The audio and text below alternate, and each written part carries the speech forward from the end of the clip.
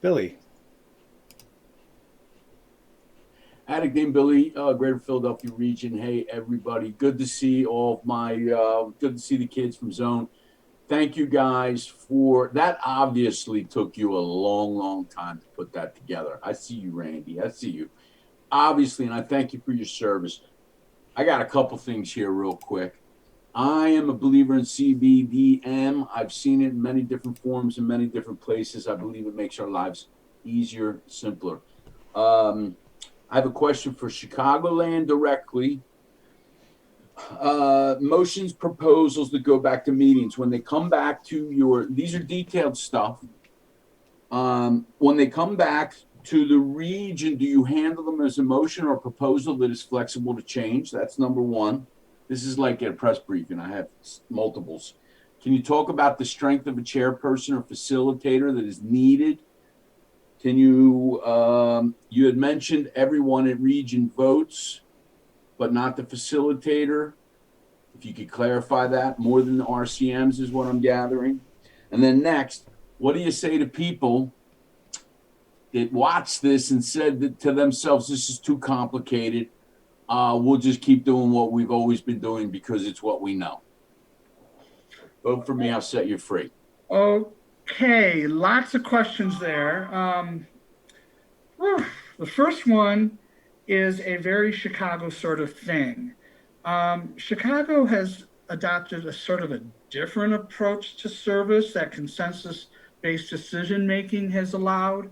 Um, few things ever really go back to area from our region, and actually, Mark in one of his things talks about how really we definitely practice the third concept here, and and what we've discovered as RD many cycles is the groups just don't really care. And what we decide, they trust us.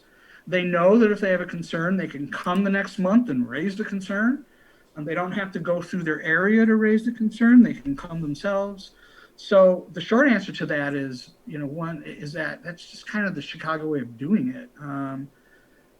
We don't really send many things back to the area, and my area doesn't send many things back to the group. It's just sort of the way we do things based on what the groups are telling us. So your next question, the facilitator really is a vital role. The current facilitator of Chicagoland is great. He was supposed to be here today, but he couldn't make it. A while ago, Laura was there was some issues about her term was up and we weren't meeting the month it was over, and notices didn't go on this, that, and the other. And so there was a discussion as to whether extend her term or not, a couple months or whatever. And discussion was pretty heated, and someone had suggested, well, why don't we extend it for a year? And Oscar sort of picked up on that and said, wait a minute, here's a proposal here, send it for a year. And that was the answer. And everybody says, oh. And so he heard and listened to the discussion, and it really found the result that we were looking for.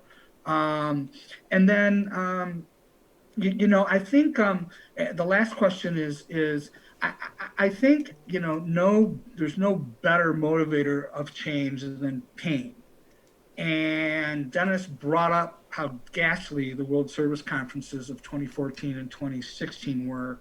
I mean, it was horrible. And so even though in theory, the conference was supposed to be consensus-based decision-making, we were still stuck in Robert's Rules of Order, where, for example, imagine this, new business would come to the floor. There would be 67 new business motions that no one had seen until that week. There was no way to send that back to your region and areas and groups for feedback on. And the new business process was just following Robert's rules absolutely was terrible. And so in 2018, they changed that and decided to make it a discussion. Let's actually take the 60 motions we get and turn it into a discussion, and prioritize those motions and then discuss those. And we discovered, much to everyone's surprise, is the conference is not too big to have meaningful discussions. And unfortunately, COVID happened, and it delayed unbelievable, what would have been great changes to WSC 2020. Of course, they were implemented virtually when they did it. But so I guess that is the best way I can answer the question. We don't like to change, but once we see how better some things can. I mean, no one wants to go back to the way the conference was in 2016. Did I catch all your questions? Good enough. Thank you, Louis. Yeah, my pleasure. I just was looking for you to give a shot of hope that it's worth the effort to try to see the outcome. I think there's no better shot of hope than what happened at the conference, frankly. I mean, the difference between 2018 and 2016 was like night and day. And it really all depends on how do you really value coming to consensus and coming up to a conscience. And I think Dennis, if he wants to jump in, he really explained it really well. What consensus-based decision does is it finds a conscience. And as we discovered in the skit, even things that had consensus support, there was still discussion that changed things a little bit. So yeah. Thank you. Thank you. And seeing no other hands, I'll take a moment and answer a little bit of that too. With the first question, when things go back, do they come back flexible? In my home area and the NEZF both, decisions aren't final until we say they're final. On the NEZF agenda, because I chair the NEZF, the outcome for each proposal in business has yes, no, modify, or postpone. So anything that is out for discussion, decision, whatever, always has the option for modifying. Because again, with consensus-based decision making, the focus is on building a decision together, not on actually making a decision. Making a decision is a result of after we've built a decision together, we all are ready to move forward in that direction. And that's the beautiful thing that I find about consensus-based decision making is the focus is on getting there together, on building what we want to do together. It really, to me, has always felt like it's more in line with our true conscience. It doesn't break our conscience down to simple math in most cases, which Robert's Rules always felt like we were just trying to compete to win a decision. And then as facilitator, I've seen in my local area a poor facilitator in CBDM, someone that's not listening to the body and overcomplicates things. It can turn CBDM into a train wreck. CBDM with poor facilitation is truly a train wreck. It is hard to come back out of that. But with good facilitation, it is, even in controversial issues, it can be navigated very well. And it's not too complicated. If CBDM is starting to get too complicated, then you're actually getting away from the principles that are embodied in CBDM. It really is simple, flexible, hearing the body and making sure everyone feels heard, and we're all building this thing together. Really what you're ending up making decisions on as far as what CBDM you want is what decision-making thresholds do you want? Who gets to participate? It's like you get to choose these little pieces, and then you just go from there, and it becomes a platform of possibility rather than shackles to hold back or to really restrict how you make decisions. And I see Bruce has his hand. Go ahead, Bruce. I'm Bruce Simonetti. Just a quick observation, because I did participate with Chicago's Growing Pains, going from Robert's Rules to this then brand new approach. It's one thing for, I think it's incredibly important that everyone have a voice. And one of the difficulties with Robert's Rules is the cram down. You get a group of people who want a particular decision made, and it's crammed down people's dissenting vote. Consensus does not do that. In addition, and I think this is the most incredible thing that I saw happen, it took away people making valuations of other people. It took it away completely. And sometimes in meetings that are not run this way, you do have the nastiness that unfortunately can come up. I haven't seen it come up with CBDM, so I'll just make that observation. Thank you. Thank you. And one thing I would like to point to, thanks, Bruce. Lewis, I'm an addict. You know, I do have a reputation as being a good facilitator, and one reason is I've learned a lesson that every service body has a squeaky wheel, has a Kelly in it, and not Kelly personally, but in our skit. And what consensus-based decision making has taught me is those squeaky wheels have great ideas.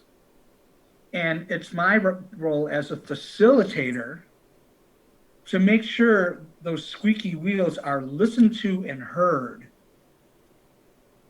And that really, when you're in a you know, two pros, two cons kind of setup, the loud people get heard first, and the quiet people don't. The people roll their eyes when the squeaky wheel talks, and no one ever actually takes the time to listen and hear what that squeaky wheel says. And you know, I tend to, when I was facilitator, I made sure that all, you know, that everyone could come, and you know, and there were some people, why did you have that person here, blah blah blah. But I'm like, because that person has great ideas, and I'm more interested in those ideas than I am any, you know, whatever.